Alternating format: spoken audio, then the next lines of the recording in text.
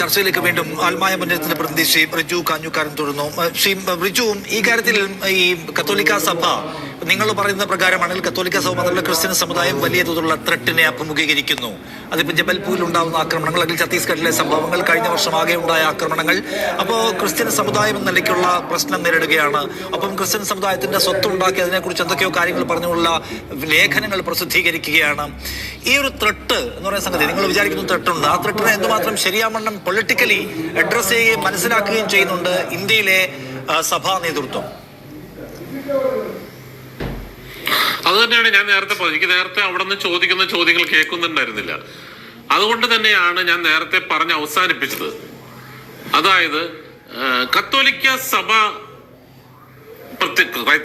മാത്രമല്ല, പ്രത്യേകിച്ച് ക്രൈസ്തവർ മൊത്തം ഉത്തരേന്ത്യയിൽ നേരിടുന്ന പ്രശ്നങ്ങൾ, ആക്രമണങ്ങൾ, ഇതിന്റെ വ്യാപ്തി മനസ്സിലാവാഞ്ഞിട്ടല്ല ഇവിടുത്തെ സഭാ നേതൃത്വം, പ്രത്യേകിച്ച് KCBC ആയാലും CBC ആയാലും ഒക്കെ ഈ സംഘപരിവാറിനോടൊപ്പം യാത്ര ചെയ്യുന്നത്. ഭരിക്കുന്ന പാർട്ടിയെ പേടിക്കുന്നത് കൊണ്ടോ ഭരിക്കുന്ന പാർട്ടിയെ വെറുപ്പിക്കണ്ട എന്ന് കരുതിയിട്ടോ ആണെന്ന് തോന്നുന്നു. അവരുടെ പ്രവർത്തന ശൈലികളെ ഞങ്ങൾ എന്നും വിമർശിച്ചിട്ടുണ്ട്.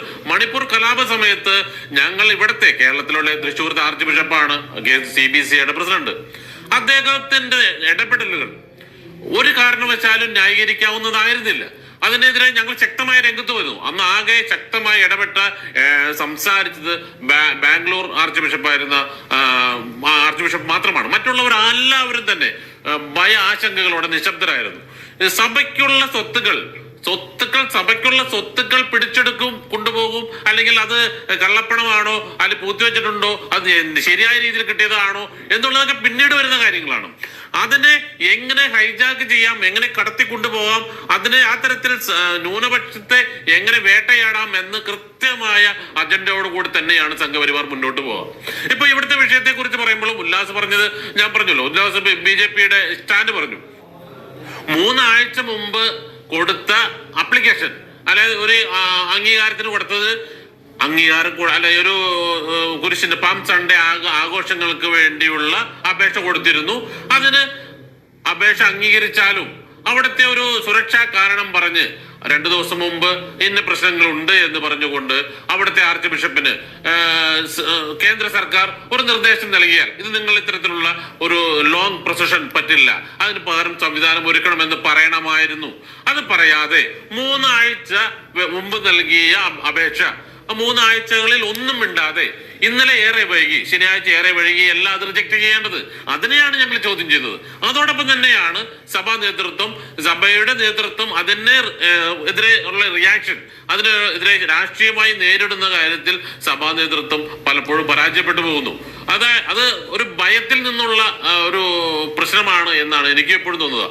ഇപ്പോ ഈ ഹനുമാൻ ജയന്തിയുടെ ആഘോഷമാണ്, പാം സൺഡേയുടേത് ഓശാന ഞായറാഴ്ചയുടേത് ആചരണമാണ്. ഇത് രണ്ടും തമ്മിലുള്ള വ്യത്യാസം എന്താണ് എന്ന് ഞാൻ തുടക്കത്തിലേ പറഞ്ഞിരുന്നു.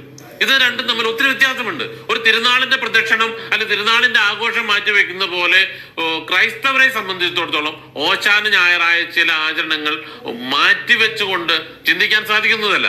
അത് ഞങ്ങളുടെ ക്രൈസ്തവ സമൂഹത്തിന്റെ അല്ലെങ്കിൽ കത്തോലിക്കയുടെ ഒരു ആചരണത്തിന്റെ ഭാഗമായി തന്നെ കൂടെ ഉള്ളതാണ്. അത് മാറ്റി അതിന്റെ റൂട്ട് മാറ്റാം, അല്ലെങ്കിൽ അതിന്റെ രീതി മാറ്റാം. അതൊക്കെ നേരത്തെ കേന്ദ്ര നേതൃത്വം സഭയെ നേതൃത്വത്തെ അറിയിച്ച് അതിനുള്ള ഒരു സജ്ജീകരണം ഒരുക്കാതെ ഒരു തലേ ദിവസം വന്നൊരു ഹിഡൻ അജണ്ട പോലെ നിങ്ങൾ ഇന്ന് നാളത്തെ പരിപാടി നടത്തേണ്ടതില്ല എന്ന് പറയുന്നതിൽ സംഘപരിവാറിന് കൃത്യമായ അജണ്ടയുണ്ട്. അത് മത ന്യൂനപക്ഷങ്ങൾക്കെതിരെയുള്ള കടന്നുകയറ്റമാണ്. ആ കാര്യത്തിൽ ഞങ്ങൾക്ക് യാതൊരു സംശയവുമില്ല. പക്ഷെ എന്തു തോന്നുന്നു ക്യാപ്റ്റൻ, ഇവൻ റൺബർ 11 ഫിറ്റാവോ? നീ ആനിമൽ, ഇവൻ പാർട്ടി ആനിമൽ. പക്ഷേ ഞങ്ങൾ ഭയപ്പെടുന്നത് ഞങ്ങളുടെ സഭാ നേതൃത്വം, പ്രത്യേകിച്ച് കളങ്കിതരായ ചില വ്യക്തികൾ ഇതൊന്നും മനസ്സിലാക്കാതെ ഉല്ലാസ് ബാബു, ഞാൻ ചോദിക്കുന്ന 2 കാര്യങ്ങളാണ്. ഒന്നാമത്തേത് ഒരു പ്രോപ്പർ കമ്മ്യൂണിക്കേഷൻ